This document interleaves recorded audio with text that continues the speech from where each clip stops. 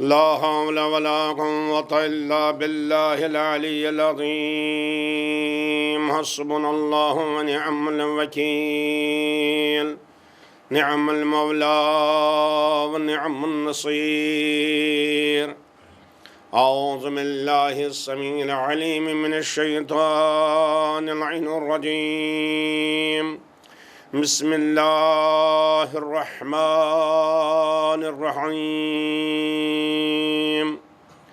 الحمد لله الذي هدانا لهذا وما كنا لنهتدي لولا أن هدانا الله. لقد جاءت رسل ربنا بالحق.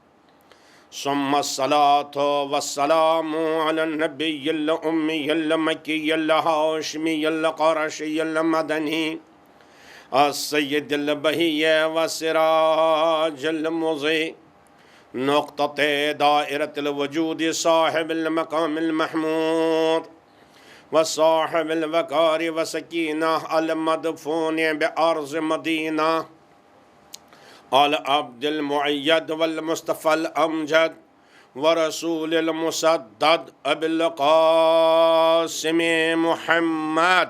اللهم صل على محمد وعلى آله الطيبين الطاهرين المعصومين المظلومين الغر الميامين المنتجبين الأكرمين الذين أذهب الله عنهم الرجس وطهرهم تطهيرا.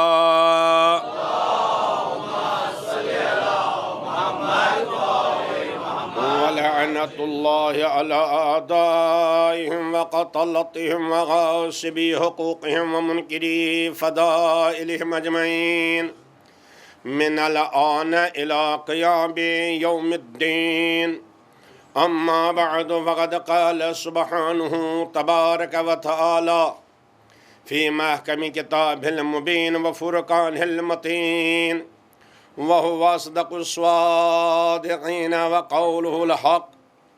بسم الله الرحمن الرحيم. وإذ ابتلى إبراهيم ربه بكلمات فأتمهن قال إني جاعلك للناس إماما قال ومن ذريتي قال لا ينال عهد الظالمين.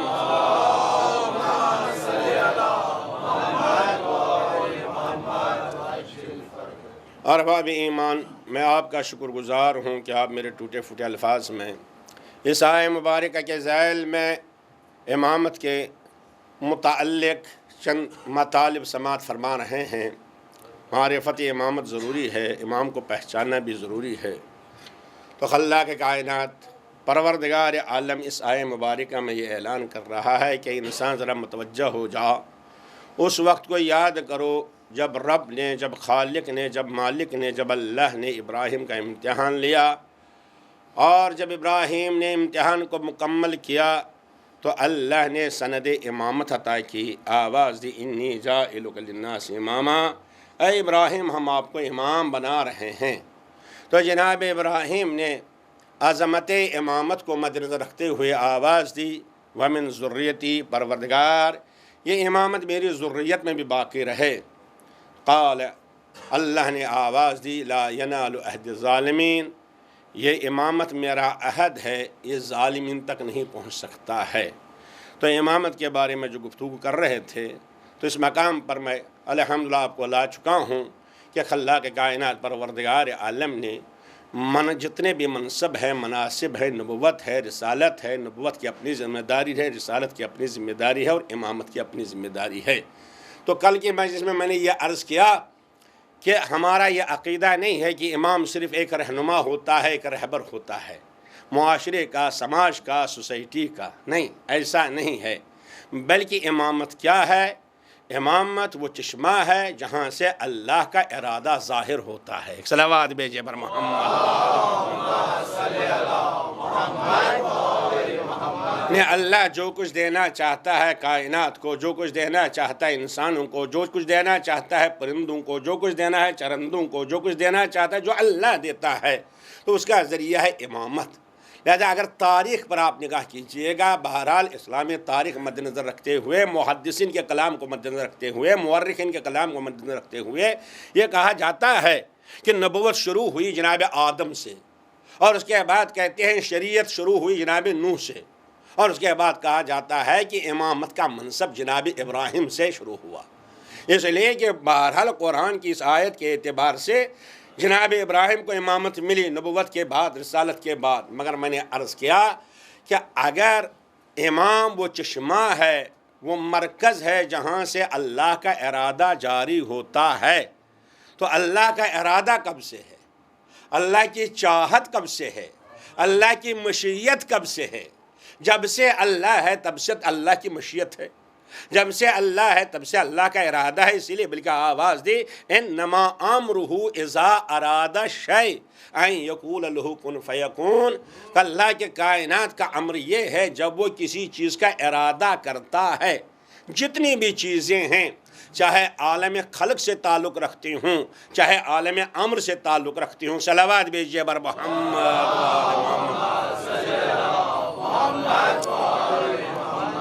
آپ متوجہ رہیے گا انشاءاللہ، ہم کسی منزل تک آپ کو پہنچانا چاہتے ہیں عزیزان گرامی، تو چاہے عالم خلق ہو، چاہے عالم امر ہو۔ عالم خلق یہ ہمارا عالم جس میں اسباب ہوتے ہیں کسی چیز کے پیدا کرنے کے لیے، کسی چیز کے بنانے کے لیے اسباب ہوتے ہیں۔ مکان بنتا ہے، اس کے لیے اینٹیں ہیں، اس لیے پتھر ہیں، اس کے لیے کھڑکی ہے، اس کے لیے دیواریں ہیں، اب بنتا ہے۔ اسی طرح انسان بنتا ہے تو ماں باپ کے ذریعے بنتا ہے۔ یہ سب عالم خلق ہے۔ ایک تو عالم خلق ہوا اور دوسرا ہے عالم امر۔ عالم امر کیا ہے؟ کون فیکون، یعنی وہ ارادہ کرتا ہے چیز بن جاتی ہے۔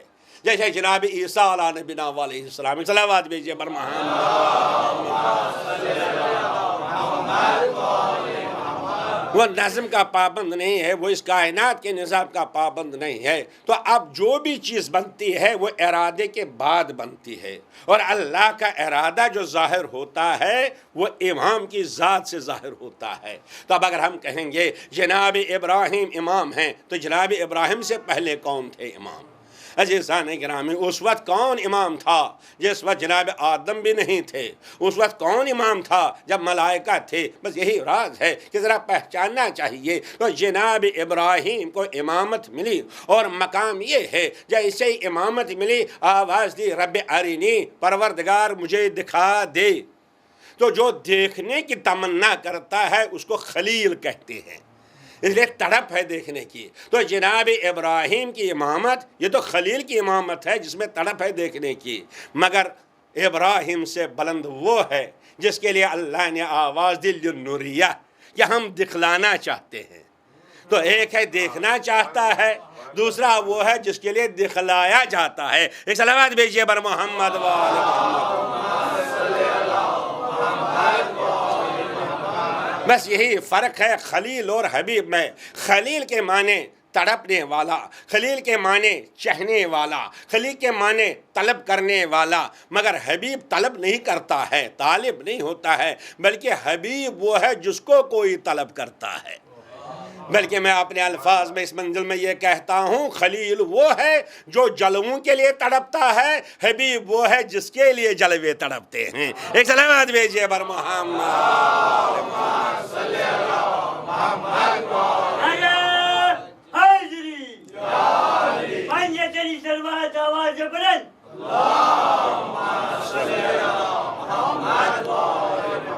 لہذا عزیزان گرامی، مولا کائنات علیہ السلام یا اس کے بعد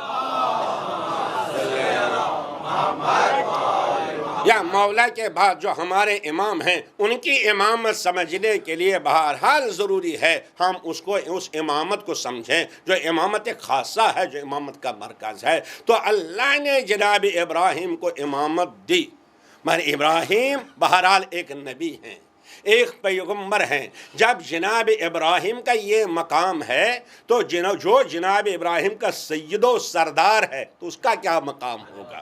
اس کی امامت کس منزل پر ہوگی؟ بہرحال یہ کہا جاتا ہے کہ ہمارے پیغمبر سید الانبیاء ہیں، ہمارے پیغمبر افضل المرسلین ہیں۔ ہم یہ کہتے ہیں، ہمارا عقیدہ ہے کہ پیغمبر صلی اللہ علیہ وسلم تمام انبیاء سے افضل ہے، مگر افضلیت کس اعتبار سے؟ کیا اس اعتبار سے افضلیت ہے جیسے عام طور پر ہمارے ذہن میں آتا ہے، جیسے عام طور پر تصور کیا جاتا ہے؟ مثلا اگر کسی انسٹیٹیوٹ میں، کسی ہاسپٹل میں 100 ڈاکٹر ہوتے ہیں تو کہتے ہیں فلان ڈاکٹر افضل ہے، فلان ڈاکٹر بہتر ہے۔ اس کا مطلب یہ ہے کہ 100 کام کرتے ہیں لیکن ان میں سے وہ ذرا زیادہ کام کرتا ہے، یعنی 100 میں سے وہ ایک بہتر کام کرتا ہے۔ یہ بھی وہی کام کرتے ہیں، وہ بھی وہی کام کرتے ہیں، مگر وہ ذرا زیادہ بہتر کام کرتا ہے۔ یا کوئی ٹیچر ہے، 100 میں سے ایک ہے، کہتے ہیں وہ بہتر ٹیچر ہے، تو کیا اس کا مطلب کیا ہے؟ یعنی اور بھی اپنا فریضہ ادا کرتے ہیں، پڑھاتے ہیں، تو اور اس میں سے وہ بہتر ہے۔ کیا ہمارے نبی بھی ایسے ہی ہیں؟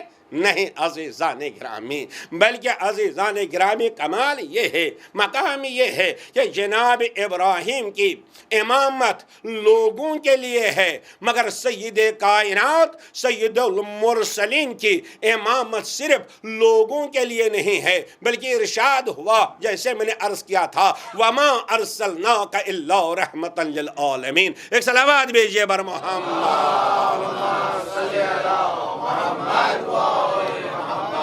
بس میں عرض کرنا چاہتا ہوں، اگر ابراہیم امام ہیں لوگوں کے تو ابراہیم کا امام کون ہے؟ ذرا پہچانیے، اور امامت کی منزل کب سے شروع ہے، کیا مقام ہے؟ چنانچہ قرآن مجید آواز دے رہا ہے، کیف اذا جئنا من کل امت بشہید۔ وہ منظر کیسا ہوگا، وہ اس وقت کی محفل کیسے ہوگی، وہ اجتماع کیسا ہوگا، اے میرے حبیب، جہاں ہر امت کو بلایا جائے گا اپنے گواہ کے ساتھ، ہر امت کو بلایا جائے گا اپنے شہید کے ساتھ۔ تو اپنا شہید کون ہے؟ میں نے عرض کیا، امامت وہ ہے جس کو دکھلایا جاتا ہے، جس کے سامنے امت رہتی ہے۔ تو ہر امت کو اپنے امام کے ساتھ، اپنے رہبر کے ساتھ، اپنے نبی کے ساتھ بلایا جائے گا۔ ہر امت کو، آدم کی امت کو آدم کے ساتھ، نوح کی امت کو نوح کے ساتھ، ابراہیم کی امت کو ابراہیم کے ساتھ، موسیٰ کی امت کو موسیٰ کے ساتھ، عیسیٰ کی امت کو عیسیٰ کے ساتھ۔ بلکہ مجھے عرض کرنے دیجئے، 1,23,999 پیغمبر ہیں، تو ہر پیغمبر کو اپنی امت کے ساتھ بلایا جائے گا۔ کیوں؟ کہ ہر نبی اپنی امت کا گواہ ہوگا، ہر نبی اپنی امت کا گواہ ہوگا۔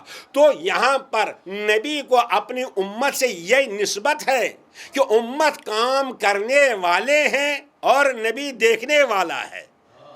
ہر امت کام کرنے والی ہے، عبادت کرنے والی ہے، معاملات بجا لانے والی ہے، زندگی گزارنے والی ہے، اور ان کا دیکھنے والا نبی ہے۔ تو ہر امت کا ایک گواہ ہوگا، وَجِئْنَا بِكَ عَلَىٰ هَٰؤُلَاءِ شَهِيدًا۔ اے میرے حبیب، ہر امت کا ایک گواہ ہوگا، وہ انبیاء ہوں گے، اور ان گواہوں کے گواہ آپ ہوں گے۔ ایک صلوات بھیجئے بر محمد،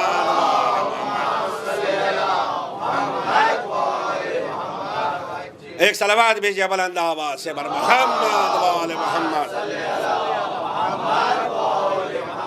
یعنی آدم اپنی امت کی کارگزاری کی گواہی دیں گے، نوح اپنی امت کی کارگزاری کی گواہی دیں گے، ابراہیم اپنی امت کے اعمال کی گواہی دیں گے، عیسیٰ، موسیٰ، تمام انبیاء اپنی اپنی امتوں کی گواہی دیں گے، مگر تمام انبیاء کی کارگزاری کی گواہی کون دے گا؟ تمام انبیاء کے اعمال کی گواہی کون دے گا؟ تمام انبیاء نے ذمہ داری پوری کی کہ نہیں، اس کی گواہی کون دے گا؟ جن کی جو گواہی دے گا وہی امام الانبیاء سید کائنات محمد رسول اللہ ہیں۔ صلوات بھیجئے بر محمد وآل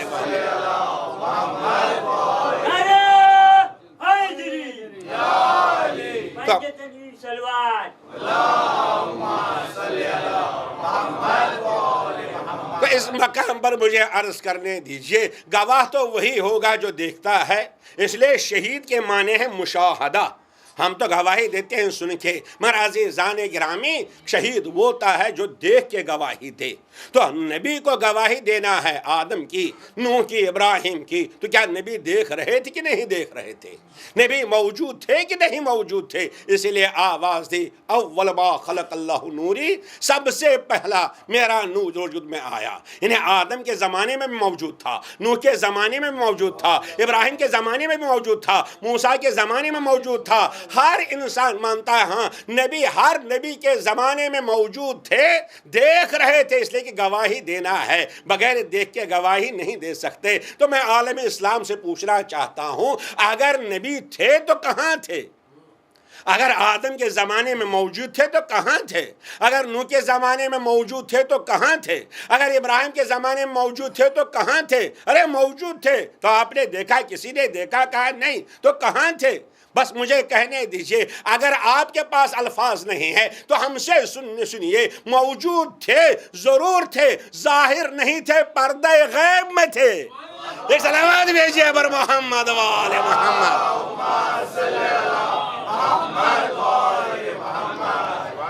تو پردہ غیب میں تھے، تو جو پردہ غیب میں ہوتا ہے اس کو منتظر کہتے ہیں، اور جو اس کو انتظار کرنے والے ہوتے ہیں ان کو منتظر کہتے ہیں۔ تو مجھے کہنے دیجئے، وہ وہاں منتظر تھے، یہاں کوئی اور منتظر ہے۔ وہاں کچھ لوگ انتظار کر رہے تھے، یہاں ہم انتظار کر رہے ہیں۔ فرق یہ ہے کہ وہ بھی محمد ہیں، یہ بھی محمد ہے۔ اس علاوہ بھیجئے بر محمد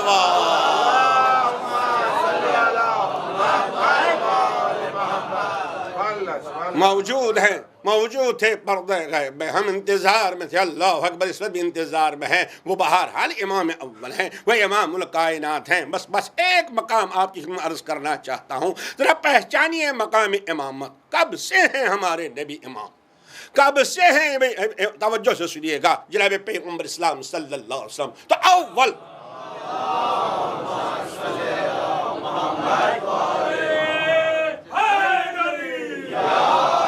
ذرا آپ آگے آ جائیے، جو پیچھے آتے ہیں نا ان کو کوئی زحمت نہ ہو جائے۔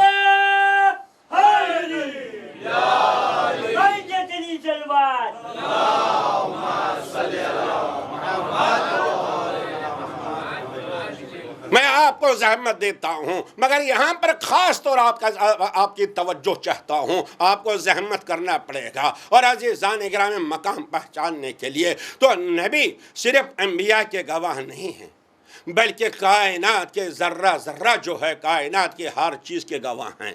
کیوں؟ اس لیے کہ اول ہیں، اول ما خلق اللہ نوری۔ جب سب سے پہلے پیغمبر کا نور خلق کیا گیا تو ہر چیز بعد میں وجود میں آ گئی۔ جو کچھ بن گیا وہ نبی کے سامنے بن گیا، جو کچھ بن گیا وہ نبی کے سامنے بن گیا۔ تو عزیزان گرامی، جب اول ہیں تو ہم بھی گواہی دیتے ہیں، مسلمان بھی گواہی دیتے ہیں۔ آدم نے بھی گواہی دی، اور سب سے بڑی گواہی اس کی وحدانیت کی ہے۔ لا الہ الا اللہ یہ آدم نے بھی کہا، لا الہ الا اللہ یہ موسیٰ نے بھی کہا، لا الہ الا اللہ یہ عیسیٰ نے بھی کہا، 1,23,000 انبیاء نے لا الہ الا اللہ کہا۔ ہم بھی لا الہ الا اللہ کہتے ہیں، مگر سب کی گواہی سن کے ہے۔ کسی نے وحدانیت کو نہیں دیکھا، کسی نے وحدانیت کو نہیں دیکھا۔ ہاں، ارے سنا اللہ ایک ہے، اب گواہی دیتے ہیں، اللہ ایک ہے گواہی دیتے ہیں، مگر کوئی ذات تو ایسی ہو جو وحدانیت کی گواہ ہو۔ تو اسی لیے جو پیغمبر کو شہید کہا گیا، اسی لیے شہید کہا جاتا ہے، اسی لیے نبی نے شاہد الحق بوحدانیت، حق کو دیکھا، وحدانیت کے ساتھ دیکھا۔ اس لیے جب وجود میں آئے ہمارے نبی تو نبی ہی تھے، اس سے پہلے بس اس کی ذات تھی۔ اب جو نبی نے وجود پایا، دیکھا حق کو، اس کی وحدانیت کے ساتھ دیکھا۔ ایک سلامات بھیجئے بر محمد و آل محمد۔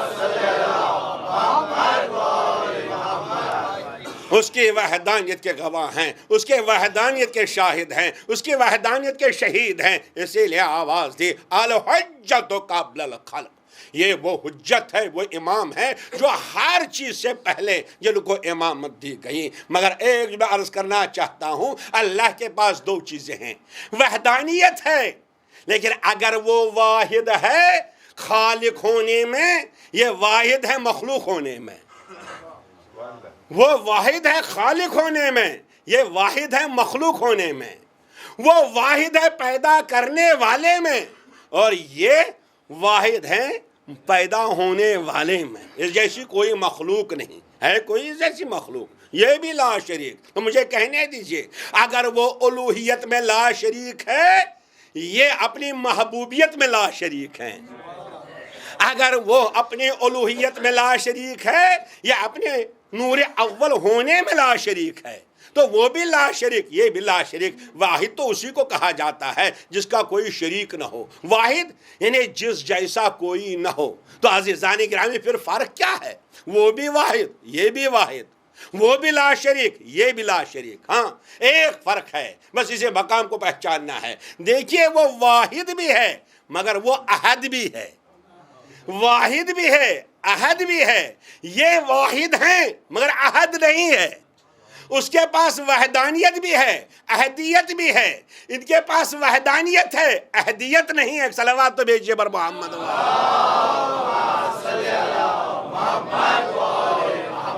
اس لیے کہ وحدانیت کی گواہی دینا ہے، یہ شاہد اول ہے۔ تو عزیزان گرامی واحد کہتے ہیں اس کو جس جیسا کوئی نہ ہو، اس جیسا کوئی نہ ہو، اس کے بغل میں کوئی نہ ہو، اس کے آگے نہ کوئی ہو، اس کے پیچھے نہ کوئی ہو۔ مثلا آپ ایک پیالی چائے لائیے، اس کمرے میں بیچ میں رکھے ایک پیالی، کہیں گے یہ واحد ہے، یہ واحد ہے، ایک پیالی ہے نا، یہ واحد ہے، وحدانیت میں ہے۔ اس لیے اس جیسی کوئی پیالی نہیں اس کمرے میں، نہ آگے ہے نہ پیچھے ہے، نہ ادھر ہے نہ ادھر ہے، بس ایک پیالی ہے، نہ کوئی اس جیسا ہے، لہذا شریک نہیں، تو اس کو کہتے ہیں وحدانیت۔ مگر حقیقت تو غور کیجئے، واحد تو ہے مگر کیا یہ پیالی احد بھی ہے؟ کیا اس میں احدیت ہے؟ آپ جو کہتے ہیں اللہ احد ہے، اللہ احد، اللہ احد، یہ تو سمجھ گیا میں آ گیا اللہ واحد ہے، یعنی اس جیسا کوئی نہیں، اس کی مثال نہیں، اس کا شریک نہیں، مگر وہ احد ہے۔ چنانچہ جب یہ پیالی آپ سامنے رکھیں گے یہ تو ایک ہی ہے، مگر جب غور کیجئے گا یہ چائے کی پیالی کتنی چیزوں سے مل کے بنی ہے، شکر بھی ہے، پانی بھی ہے، اور اس میں چائے کی پتی بھی ہے، اس میں دودھ بھی ہے، تو چار چیزوں سے مل کر بنی۔ تو جو مل کر مرکب ہوتی ہے وہ احد نہیں ہوتی ہے، واحد تو ہو سکتی ہے مگر احد نہیں۔ وہ واحد بھی ہے یعنی اس جیسا کوئی نہیں، وہ احد بھی ہے، مرکب نہیں، کسی چیز سے مرکب نہیں، یہ واحد تو ہیں۔ اس لیے نور اول کوئی نہ تھا، یہ بھی واحد ہے مگر احد نہیں، اسی لیے اعلان کیا ہم احدیت نہیں رکھتے، انا وعلی من نور واحد، یہ نور ہے مگر دو سے مرکب ہے، محمد بھی ہیں علی بھی ہیں۔ ایک صلوات بھیجئے بر محمد وآل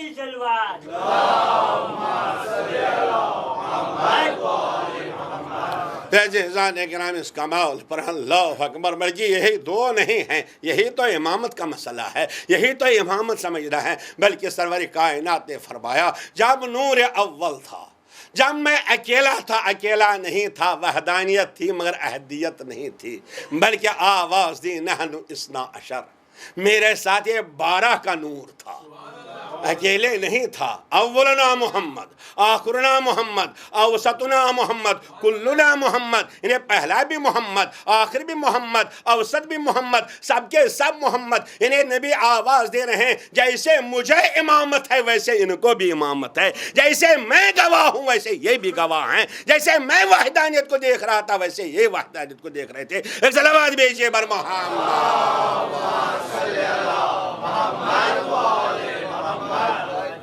نہیں، ابتدا میں یہ نظر ہے، ابتدا میں یہ نظر ہے عزیزان گرامی، اولیت میں اللہ کی وحدانیت کے گواہ ہیں، لیکن آخر میں بھی کوئی گواہ کی ضرورت ہے، آخر میں بھی اللہ کی وحدانیت کا کوئی گواہ ہونا چاہیے، جہاں پر بس اس کی وحدانیت ہو اور کچھ نہ ہو، مگر گواہ کی ضرورت ہے اس وحدانیت کی۔ یہی راز ہے، قرآن مجید آواز دے رہا ہے کہ سنو، اس کائنات میں بس امام ہے جو وقر ہے، جو مرکز ہے مشیت الہی کا، جو وقر ہے ارادہ الہی کا۔ ایک صلوات بھیجئے بر محمد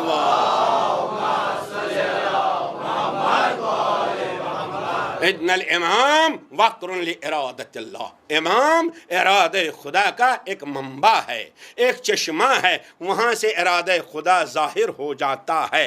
عزیزان گرامی، تو امام پہلے ہے، ارادہ بعد میں ہے، یعنی آئینہ ہے، مرکز ہے، اللہ کا ارادہ ظاہر ہوتا ہے، اور اس کے بعد جتنی چیزیں بن گئی وہ سب شے ہیں۔ ارشاد ہوتا ہے انما امرہ اذا اراد شیء، جب وہ کسی چیز کا ارادہ کرتا ہے تو پہلے ارادہ ہے تب چیز بنتی ہے، جیسے میں نے بھی عرض کیا، چاہے عالم خلق کی ہو چاہے عالم امر کی ہو، چیز بعد میں بنتی ہے، چیز سے پہلے کیا ہے؟ ارادہ۔ تو ارادہ مقدم ہے، اسی لیے آواز دی کل شیء ہالک، ہر چیز ہلاک ہونے والی ہے، ہر چیز مٹنے والی ہے۔ تو اس کا مطلب یہ ہے عالم امر سے ہو یا عالم خلق سے ہو، ہر چیز، مگر کس کے بعد؟ ارادے کے بعد۔ تو ارادہ کیا مٹنے والا ہے؟ کیا ارادہ بھی ختم ہونے والا ہے؟ تو جو چیز بن جائے ارادے کے بعد تو وہ تو ختم ہوگی، جو بھی ارادہ ہوگا اس کا۔ اللہ اکبر، یہی راز ہے۔ ارشاد ہوتا ہے ہر چیز فنا ہو جائے گی، اور دوسری جگہ ارشاد ہوتا ہے کل شیء ہالک الا وجہہ، ہر چیز فنا ہے، ہر چیز ہلاک ہو جائے گی الا وجہہ، مگر اس کا وجہ، اس کا اگر ترجمہ کیا جائے گا اس کا چہرہ، تو عزیزان گرامی اس کا مطلب یہ ہے کہ اللہ کے علاوہ بھی کچھ باقی رہنے والا ہے۔ ایک سلامات بھیجیے بر محمد،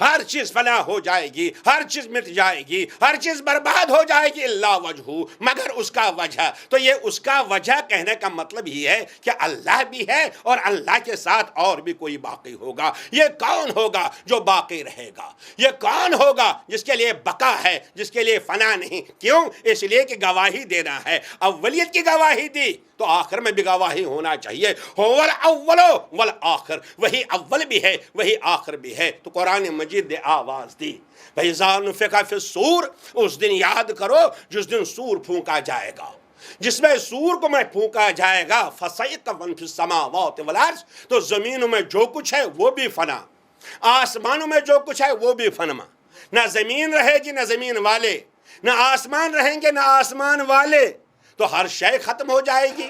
تو شے جو بھی ہے، چاہے آسمانوں میں ہے، چاہے زمین میں ہے، چاہے سریا میں ہے، چاہے شرق میں ہے، چاہے غرب میں ہے، چاہے جنوب میں ہے، چاہے شمال میں ہے، جہاں بھی کوئی شے ہو وہ فنا ہونے والی، وہ ختم ہونے والی، باقی کچھ رہے گا الا من شاء اللہ، مگر ہاں باقی رہے گا مشیت پروردگار عالم۔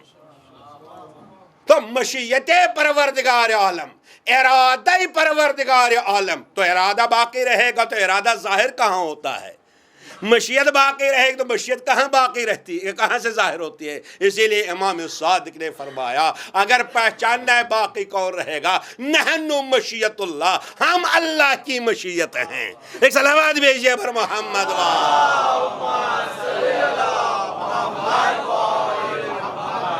تو کیا اس کی گواہی بھی قرآن سے ہونی چاہیے؟ ہاں، کوئی باقی رہے گا، یہی راز ہے۔ قرآن مجید آواز دے رہا ہے جب سور پھونکا جائے گا، نہ آسمان والے رہیں گے نہ آسمان، نہ زمین والے رہیں گے نہ زمین، کچھ بھی باقی نہیں رہے گا الا من شاء اللہ، مگر وہی جن کے پاس مشیت خدا ہو، جو چشمہ ہے مشیت خدا کا۔ تو جب سب ختم ہو جائے گا آواز آئے گی لمن الملک الیوم، آج کس کی حکومت ہے، آج کس کا ملک ہے؟ تو عزیزان گرامی جب سوال کیا جاتا ہے تو سوال تب کیا جاتا ہے جب کوئی مخاطب ہو، اگر مخاطب نہیں تو سوال کرنا بیکار ہے۔ بھئی ایسے سوال نہیں کیا جاتا، سوال کیا جاتا ہے جب کوئی مخاطب ہو، جب کسی سے کہا جائے لمن الملک، آج کس کی حکومت ہے؟ تو آواز آئے گی للہ الواحد القہار، آج حکومت ہے واحد قہار کے لیے، اس واحد کے لیے جو زبردست ہے۔ تو لوگ کہتے ہیں کہ اللہ کی آواز ہوگی، تو عزیزان گرامی معاف کیجئے گا، اللہ کلام پیدا کرتا ہے، کلام نہیں کرتا، آواز پیدا کرتا ہے، خود آواز نہیں نکالتا۔ اس لیے اللہ ایسی چیز ہے، نہ کوئی داخل ہو سکتی ہے نہ کوئی چیز باہر ہو سکتی ہے. تو اگر وہ آواز دے گا تو زبان کی ضرورت ہے. اور عزیزان گرامی، زبانوں کا تو دہن ہونا چاہیے، دہن ہو تو بدن ہونا چاہیے. تو اللہ آواز نہیں دے سکتا، اللہ خود بول نہیں سکتا، تو ماننا پڑے گا کہ اللہ موجود تو ہے، اللہ کے علاوہ کوئی ہے جس کے ذریعے اللہ کا ارادہ ظاہر ہو رہا ہے. ایک صلوات بھیجیے بر محمد وآل محمد.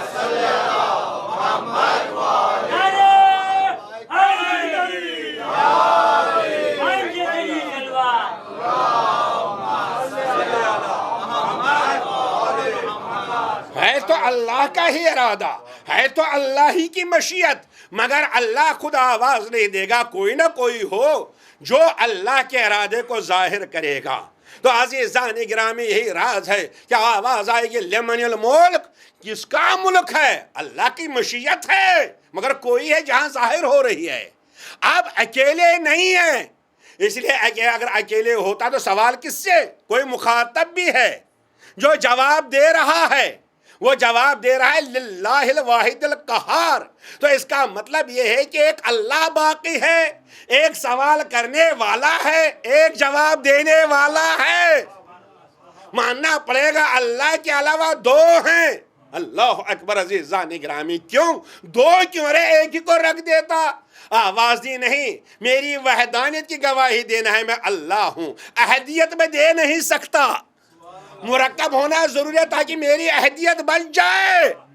تو عزیزان گرامی، اب بتائیے یہ کون ہے جو آواز دے رہا ہے؟ آج کس کی حکومت ہے؟ کون ہے جو جواب دے رہا ہے؟ تو ماننا پڑے گا اللہ ہے. اللہ کے ساتھ دو ہیں جہاں پر اللہ کا ارادہ ظاہر ہوتا ہے. اسی لیے جب اللہ کا ارادہ آئے گا کہ ایک کہے گا آج کس کی حکومت، دوسرا کہے گا آج اس کی حکومت جو قہار ہے، زبردست ہے.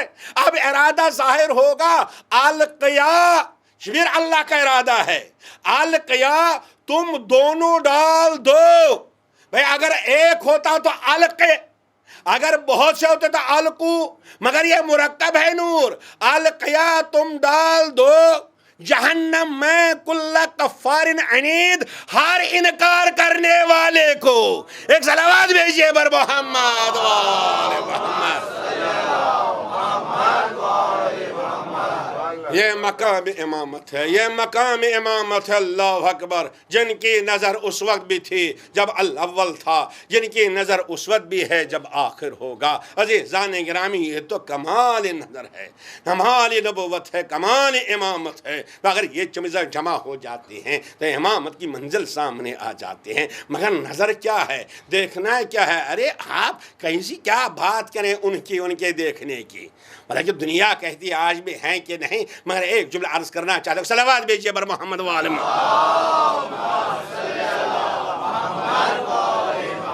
اس لیے ہماری یہ ذمہ داری ہے، ہماری یہ ذمہ داری. آج آپ دیکھتے ہیں جگہ جگہ توہین رسالت کیا جاتا ہے، توہین امامت کیا جاتا ہے، چاہے فلم کے ذریعے، چاہے کارٹون کے ذریعے، چاہے کسی ذریعے. بہرحال پیغمبر اسلام کی عظمت کو گھٹایا جاتا ہے. لہذا ہماری ذمہ داری ہے. تو عزیزان گرامی، میں پھر وہی سوال کرنا چاہتا ہوں کہ جب آدم کے زمانے میں تھے کہاں تھے؟ جب نوح کے زمانے میں تھے کہاں تھے؟ جب عیسیٰ کے زمانے میں تھے تو کہاں تھے؟ کیا اس بدن میں تھے؟ کیا بدنی ناسوتی میں تھے؟ نہیں، مگر قرآن نے کہا موجود تھے. بس اس کا مطلب یہ ہے کہ ان کا بدن میں رہنا ضروری نہیں ہے. جیسے اس دنیا میں آنے سے پہلے موجود تھے، ہر جگہ موجود تھے اور مادی اسباب کے محتاج نہیں تھے، ویسے آج بھی موجود ہیں، ہر جگہ ہیں، مادی اسباب کے محتاج نہیں ہیں. یہ ضروری نہیں ہے مادے. ارے آپ مادے کی بات کر رہے ہیں کہ بدن میں ہو تبھی زندہ ہے. ارے اس آنکھ سے، بس اسی آنکھ سے دیکھا جاتا ہے. قرآن مجید میں بہرحال اس کی بحثیں آ گئی ہیں، میں زیادہ تفصیل میں نہیں جانا چاہتا. صلوات بھیجیے بر محمد.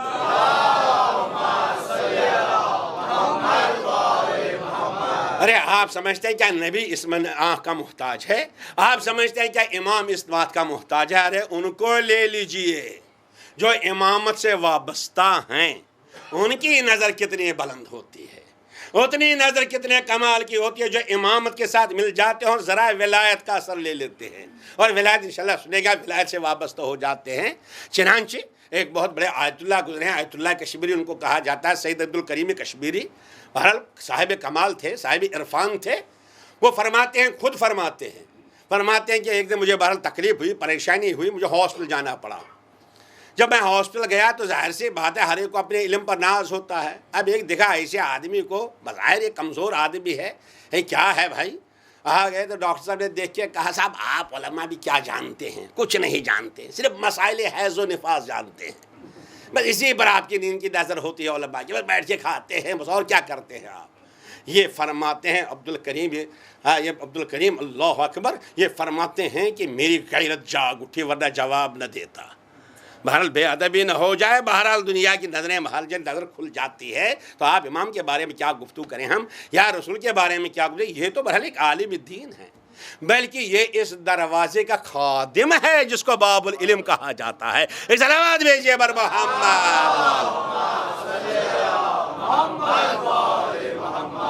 تو ان کی نظر کتنی کھل گئی، ان کی نظر کتنی وسیع تھی، ان کی نظر کہاں پر تھی؟ اللہ اکبر۔ فرماتے ہیں تو میں نے کہہ دیا، ڈاکٹر صاحب ہم کچھ نہیں جانتے ہیں، ٹھیک ہے مسائل حیض و نفاسی پر نظر ہے نا، مگر معاف کیجئے یہ تیمار دار لڑکی بیچاری ہے، یہ تو اپنے کسی بیمار کی تیمار دار کر رہی ہے، آپ کی نگاہیں کیوں غلط جا رہی ہیں؟ ارے پردہ اٹھ گیا، ارے پردہ اٹھ گیا، اللہ کس نے کہا؟ کیا امام ہے؟ ارے کیا امام ہے؟ کیا نبی ہے؟ نہیں، یہ امام کا ماننے والا ہے، یہ امام کا ماننے والا جس کی نگاہ اتنی دیکھ لے، اللہ اکبر، جس کو نگاہ برزخی کہا جاتا ہے، اس کو نگاہ برزخی کہا جاتا ہے جب کھل جاتی ہے۔ مگر اللہ اکبر، احساس ذمہ داری تو دیکھیے، ہم کو ذرا سا کمال مل جائے نہ جانے ہم کیا کریں، ہے نا؟ پھر کہتے ہیں ارے یہ دعا قبول نہیں ہوتی ہے، یہ دعا قبول نہیں ہوتی ہے، یہ دعا قبول نہیں ہوتی ہے، ہر روز مولا کے سامنے مولا مشکل کشا مسئلہ حل کیجئے۔ تو میں نے کل اشارہ کیا تھا، بہرحال علم کی شمع اسی کے ہاتھ میں دینا چاہیے جو کسی کا گھر نہ جلائے، لیکن کمال اسی کو ملتا ہے جو کمال کی حفاظت کرنا جانتا ہے۔ ایک صلوات بھیجیے بر محمد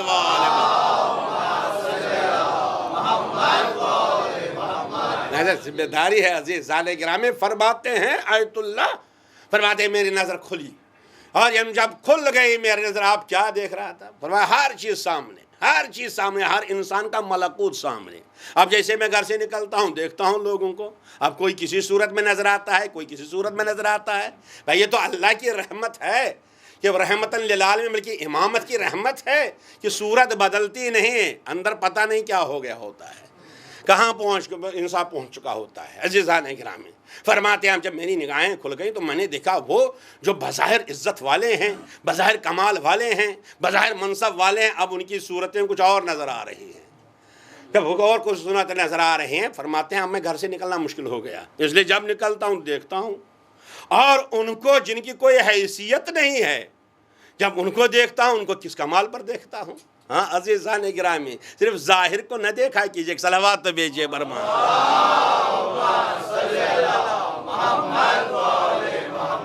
چنانچہ نظر کا اندازہ کیجئے، نظر کتابوں سے نہیں ملتی ہے، نظر چلانے سے نہیں ملتی ہے، نظر کہیں سے ملتی ہے۔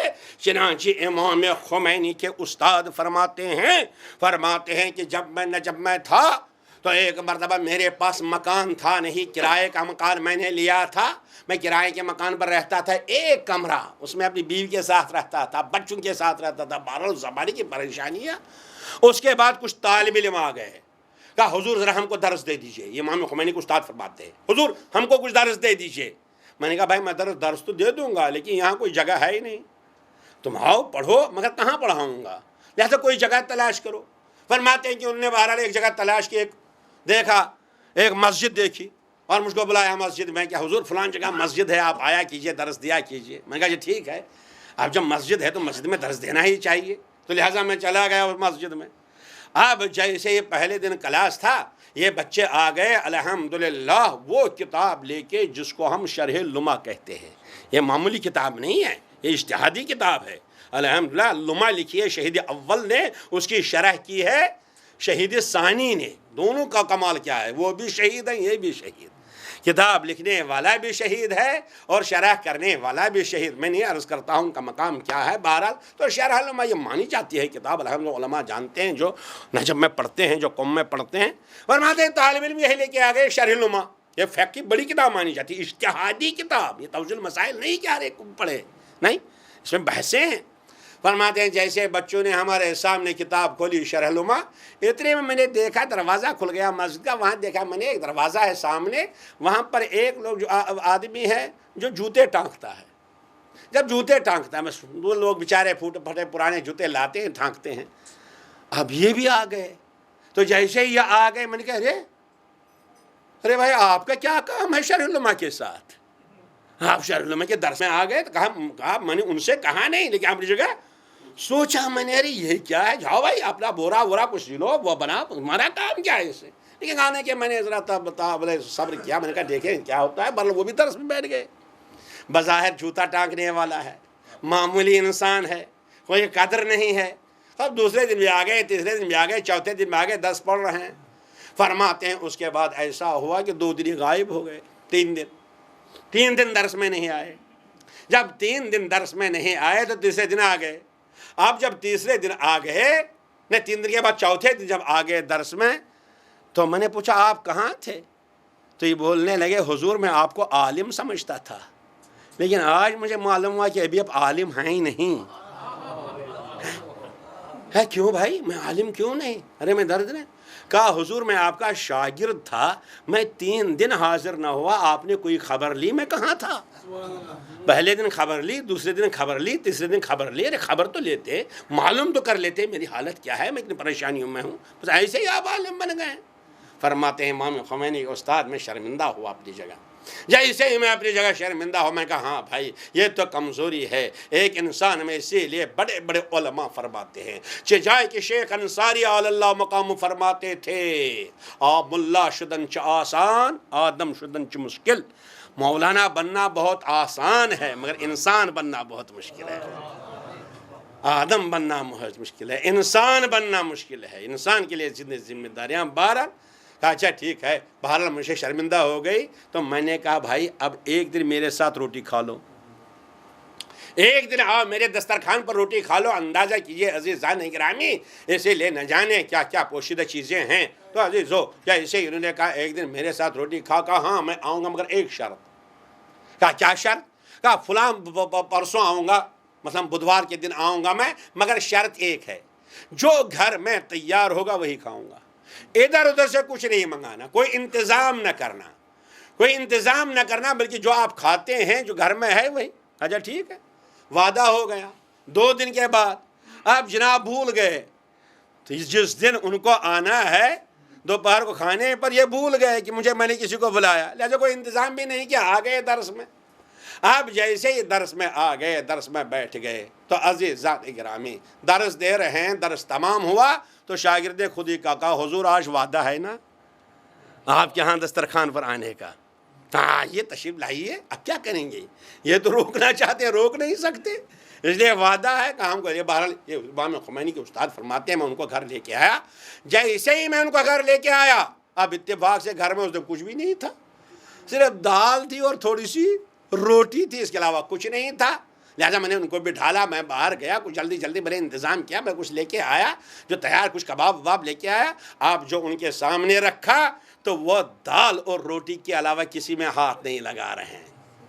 میں نے کہا ارے کھا بھائی, ارے کھاتے ہی نہیں کیوں نہیں. کہا ارے وعدہ کیا ہے, نظر دیکھیے, نظر عرض کر رہا ہوں. کہا وعدہ کیا ہے؟ کہا وعدہ جو گھر میں تیار ہو. تو دیکھیے کب اس نے کہا تو دیکھیے 2 چیزیں, ایک نے آپ نے وعدہ خلافی کی کہ آپ نے انتظام کیا, دوسرا یہ ہے کہ آپ کے پاس اپنا پیسہ نہیں تھا, کسی کی امانت تھی, اس میں سے آپ نے پیسہ اٹھا کے یہ انتظام کیا ہے. یہ نظر ہے ان کی. اللہ اکبر, اللہ اکبر. جو امانت پہ اللہ اکبر سمجھتے ہیں. ایک صلوات تو بھیجیے بر محمد.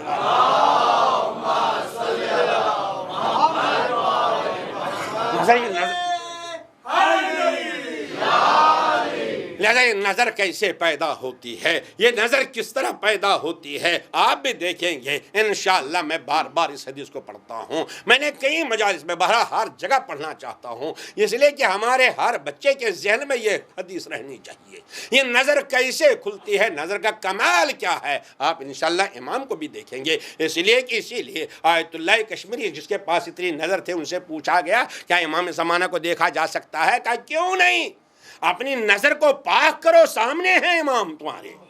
بھائی امام کی نظر صاف کیسے ہے؟ اس لیے ارشاد ہوتا ہے ان البصر لا یغض عن محارم اللہ، وہ آنکھ جو بند ہو جاتی ہے اس چیز سے جو اللہ نے حرام کیا ہے۔ جو حرام چیز ہے بس دے سامنے آ گئی آنکھیں بند، سامنے آ گئی حرام چیز آنکھیں بند، سامنے آیا کوئی چیز جو حرام ہے آنکھیں بند۔ تو پہلا انعام ان البصر لا یغض عن محارم اللہ، وہ آنکھ جو حرمت خدا سے بند ہو جاتی ہے، قد سبق قلبہ الی مشاہدۃ العصمت والجلال، پہلا انعام ملتا ہے کہ وہ اللہ کے کمالات اور جلال اور اہل بیت کی عصمت کو دیکھتا ہے۔ ایک صلوات بھیجیے بر محمد۔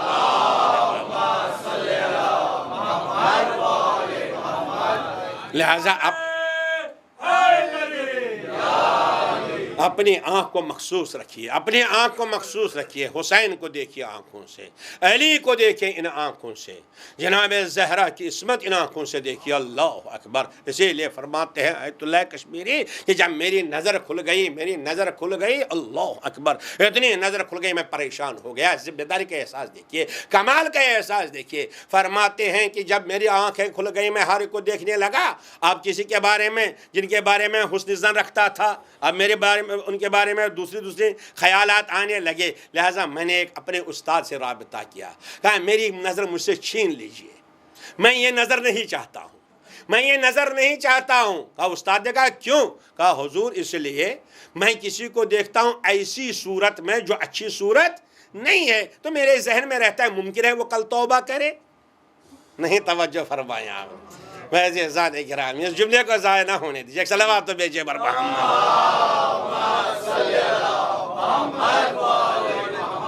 مثلا کسی انسان کی گناہگار صورت میں نے دیکھی، میرے ذہن میں اس کی گناہگار صورت رہ گئی، ممکن ہے کل وہ توبہ کرے، اللہ توبہ قبول کرنے والا ہے، کہ اللہ وہ اپنا اصلاح کرے، اللہ اصلاح قبول کرنے والا ہے، مگر میرے پاس وہی سوء ظن رہے گا۔ لہٰذا میں ایسا کمال نہیں چاہتا ہوں جس کی میں حفاظت نہیں کر پاؤں گا۔ تو عارف نے کہا، استاد نے کہا گھبراؤ نہیں، اگر تم اس نظر کی حفاظت نہیں کر سکتے، ارے بازار جاؤ، بازار سے تھوڑا گوشت خرید کے لاؤ، وہ کسی باورچی سے پکواؤ، خود نہ پکاؤ، تو باورچی سے پکواؤ، اس کے بعد کھا لو، نظر خود بخود بند ہو جائے گی۔ فرماتے ہیں میں نے ایسے ہی کیا، باورچی کو بلایا، اس کو پکانے کے لیے کہا، تو جیسے ہی انہوں نے پکا کے میرے سامنے رکھا تو پہلے ہی لقمہ میں نے کھایا تو نظر ہی غائب ہو گئی۔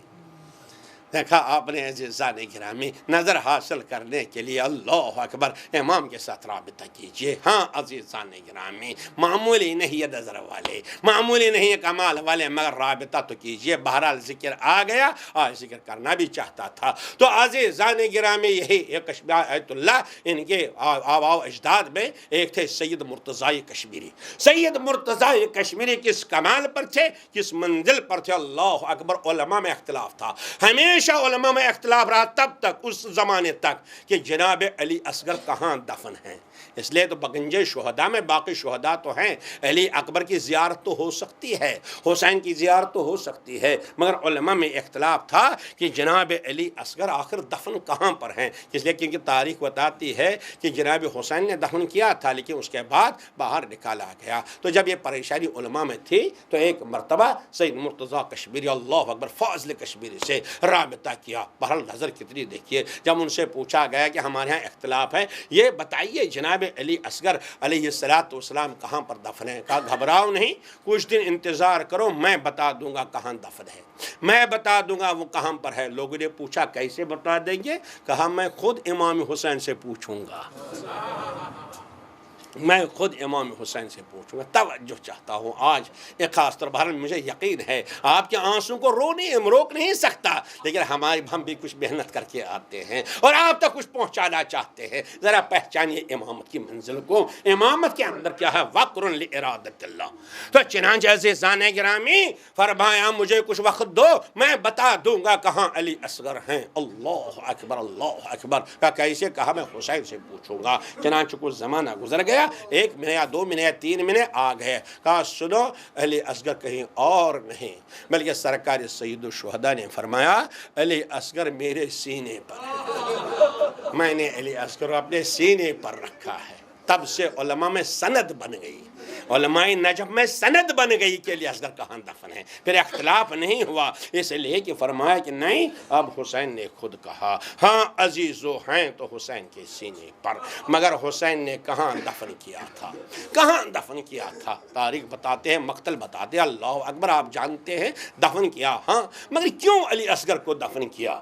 کیوں علی اصغر کو دفن کیا؟ امامت کے مقام کو پہچانے، میں نے عرض کیا آپ کے آنسوں کو روک نہیں سکتا، مگر اس جملے کو سن لیجیے گا، میں نے عرض کیا محنت کر کے آتا ہوں عزیزان گرامی، کہاں کیوں دفن کیا؟ ارے علی اکبر کو کیوں نہیں دفن کیا؟ عباس کو کیوں نہیں دفن کیا؟ قاسم کو کیوں نہیں دفن کیا؟ کسی اور شہید کو کیوں نہیں دفن کیا؟ آخر حسین نے کیوں علی اصغر ہی کو دفن کیا؟ ہاں، بہرحال یہ تو ہمارے تعویلات ہیں، علماء کے بیانات ہیں، سننا بھی چاہیے، قدر کرتے ہیں علماء کی۔ علماء فرماتے ہیں کہ چنانچہ حسین جانتے تھے کہ شہادت کے بعد گھوڑے دوڑا دیے جائیں گے اور اصغر کا لاشا یہ مصیبت برداشت نہیں کر پائے،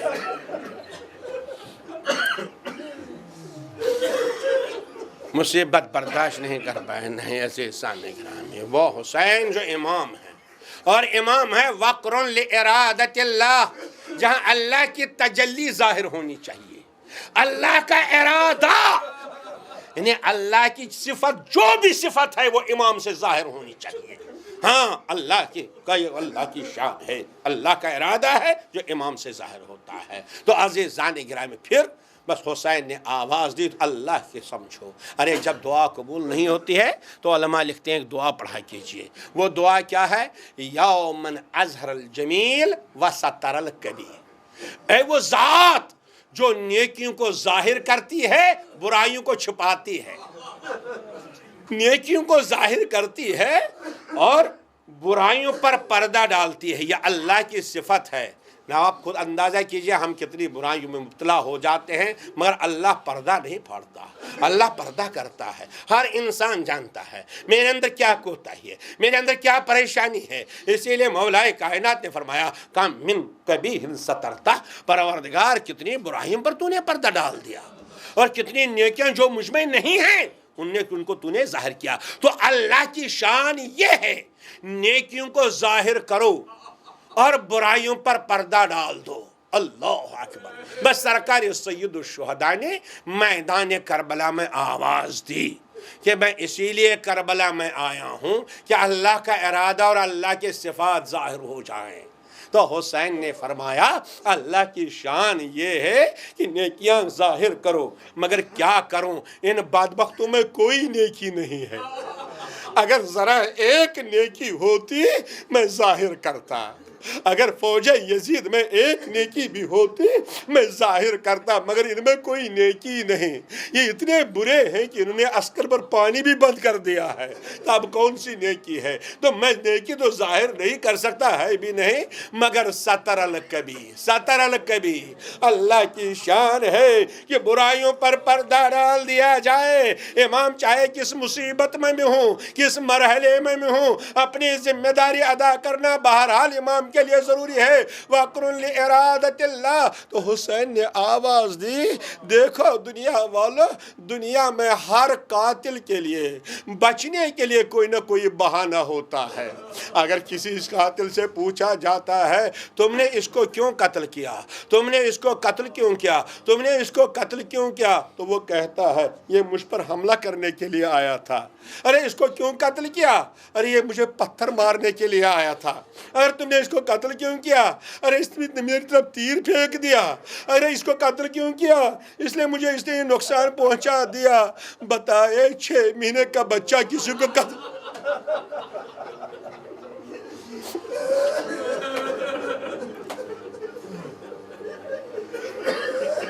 کیا 6 مہینے کا بچہ کسی بھی مذہب میں دیکھیے قتل مذموم ہے، قتل کی مذمت کی جاتی ہے، مگر قاتل بچنے کے لیے دلیل رکھتا ہے۔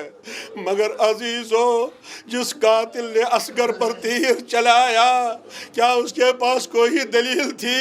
کیا وہ یہ کہہ سکتا تھا اصغر نے مجھ پر حملہ کیا؟ بس حسین نے آواز دی، ارے یہ میرے نانا کی امت اتنی بڑی برائی میں مبتلا ہو گئی، مگر اللہ کی شان ہے ستر الکبیر۔ ارے دنیا اب میرے نانا کے امت کو تانا دے گی کہ تم نے اصغر کو بھی قتل کیا، لہذا اصغر میں تم کو مٹی میں چھپا لوں گا تاکہ امت کے عیب پر پردر۔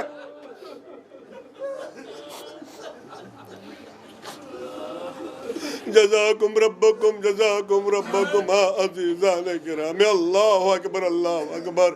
پردہ ڈال دیا، اصغر کو مٹی میں چھپا دیا، اور جب چھپا رہے تھے اصغر کو مٹی میں، ایک مرتبہ چھوٹی سی قبر کھودی اور ذوالفقار کو رکھ دیا۔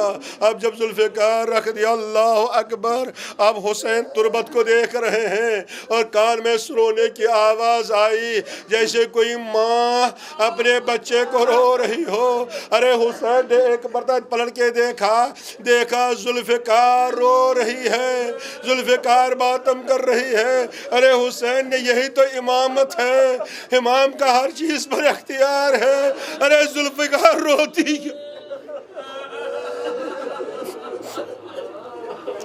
ذوالفقار کیوں روتی ہے؟ مولا، ایک دن میں آپ کے بابا کے ہاتھوں تھی اور بابا آپ کے جنگ کر رہے تھے، کافروں کا خون مجھ پر لگ گیا۔ جب مجھ پر کافر کا خون لگ گیا، اس کے بعد آپ کے بابا مجھ کو لے کے آئے اور سیدہ کے سامنے رکھا، کہا فاطمہ اس تلوار کو صاف کرنا، اس ذوالفقار کو پاک کرنا، اس کو دھو دینا۔ کہا مولا، جب آپ کی والدہ مجھ کو صاف کر رہی تھی تو کہہ رہی تھی اے ذوالفقار، کل جب میرا حسین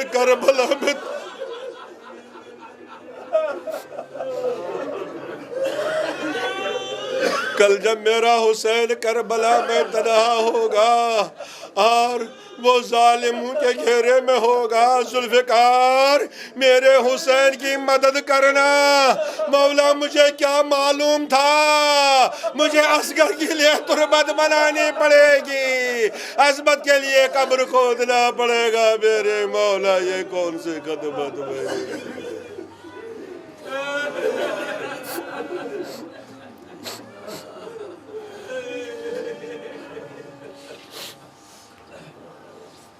السلام علی الحسین وعلی علی ابن الحسین وعلی اولاد الحسین وعلی اصحاب الحسین۔ معبود یا من اظہر الجمیل وستر الکبیر، پروردگار تجھے حسین کا واسطہ، تجھے اصغر کا واسطہ، مومنین و مومنات، پروردگار ہم میں جو عیوب ہیں ان پر پردہ ڈال دینا، پروردگار ہم میں جو کمزوریاں ہیں حسین کے صدقے میں ان کو دور فرما، پروردگار ہم کو ایسا بنا دے جیسے حسین کی چاہت اور خواہش ہے، پروردگار حسین کا منظور نظر ہم کو بنا دینا، پروردگار ہماری آنسوؤں کو قبول فرما، پروردگار ہمارے بچوں کو اصغر کے صدقے میں عزادارانی امام حسین میں شامل فرما، پروردگار یہ ہمارے بچے امانت ہیں، نہ جانے ہم امانت داری کر پائے یا نہ کر پائے، پروردگار اصغر کا واسطہ ہمارے بچوں کو اصغر کا وفادار قرار دینا، پروردگار جو بچے پڑھ رہے ہیں، تعلیم حاصل کر رہے ہیں، انٹرنس کی تیاری کر رہے ہیں، پروردگار ان کو ہر امتحان میں کامیابی عنایت فرما،